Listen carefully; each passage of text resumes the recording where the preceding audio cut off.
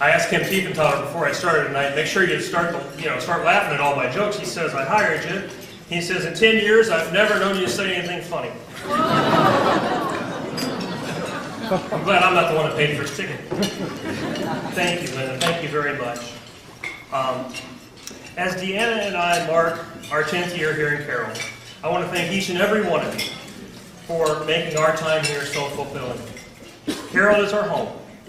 Like many of you, we've raised our boys, saw them off to college, and made so many friends along the way, including so many of you in the room tonight. So thank you so much for coming. What a great crowd. I want to say a special thank you tonight to my colleagues on the Chamber staff. Their dedication to the Chamber and its members is unmatched. We have Sue Schrod, Program Director, and her husband Bill. You all please stand and hear their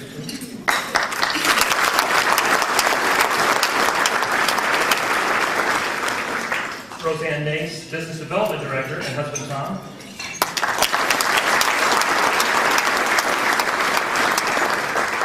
Katie Lawler, Reference Coordinator, and husband Ed.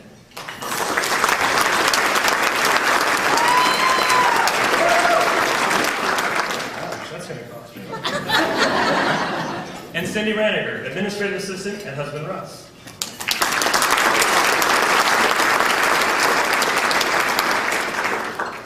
The staff has more than 75 years of combined service to the Chamber. This experience, along with their commitment to bring fresh ideas, is invaluable to our mission. Thanks to you all. I want to take a look back at a shared vision statement for the product, what the product of was a 3 to 5 year strategic plan that was formulated back in the year 2000.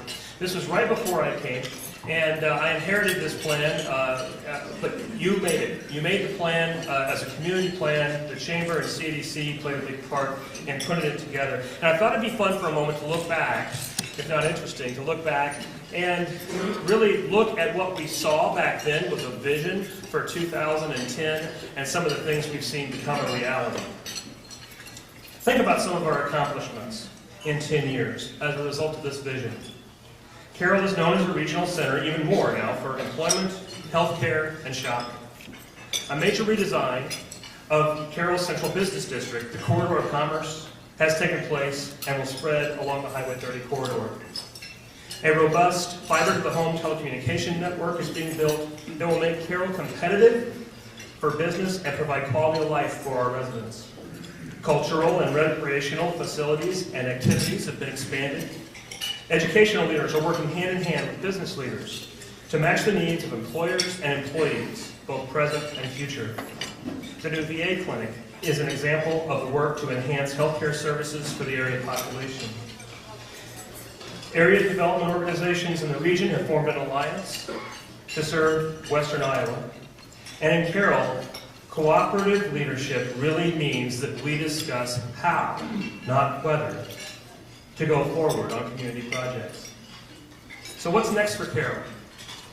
And what is the Chamber's role? Few people think about what Chambers do day in and day out to make our member businesses in the community stronger. Daily activities of planning events, promoting the community, and advocating for business is just part of the story. I found some interesting information about local chambers that I wanted to share with you. You may know that Elliot Tiber, president of the Bethel, New York Chamber of Commerce, secured the permit for Woodstock. It was also a local chamber, the Greater Atlantic City Chamber, then the Businessmen's League of Atlantic City, that came up in 1920 with the idea of a festival to keep tourists in Atlantic City after Labor Day. We have them to thank for the Miss America contest. The Chicago Board of Trade, a chamber founded in 1848, revolutionized how its members sold and bought farm commodities, becoming so successful at it that they ceased to become a typical chamber of commerce. Of course, local chambers have made their share of mistakes over the years. The St. Louis Chamber once tried to stop the first railroad bridge across the Mississippi, but was stymied in court by the common sense and careful research of a folksy lawyer named Abraham Lincoln. There's a saying amongst chambers: if you've seen one chamber of commerce, you've seen one. Most chambers have the same purpose: to promote the community and to support its members. Like the four blind men describing the elephant, each reporting to contrasting textures and shapes, each of you have a different view of your relationship with the Chamber. Since the first Chamber of Commerce was created in New York City in 1768, chambers have led change and progress in their local communities. More importantly, it is the people of this chamber, those in this room, and many more, who lead change and growth in Carroll County.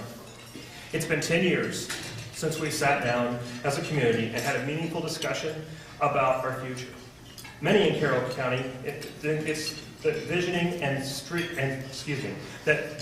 and strategic planning are just too ethereal for them. We are more of just get it done, people. But thoughtful planning and execution of a shared vision for the future will strengthen our community even more. The Chamber has a responsibility to its membership in the community to have this discussion. This will take place over the next few months. Whether you come to the Chamber legislative forums, bring customers to play in one of our golf outings, enjoy progress celebration, participate in the learning experiences at one of our workshops, or serve on one of our many, many committees, your contribution to the success of the community through the work of the Carroll Chamber of Commerce is leaving a mark of progress in our community. I look forward to continuing our work together. Now it's my pleasure to introduce someone who has made his mark on the Chamber and the community during his term on the board. Please help me recognize Rob Portis, 2010 Chamber President, and his wife, Kathy.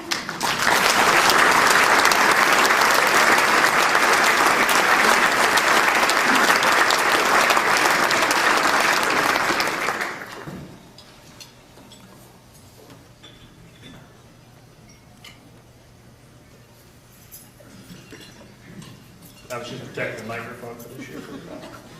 Yeah, you laughed at me laughing.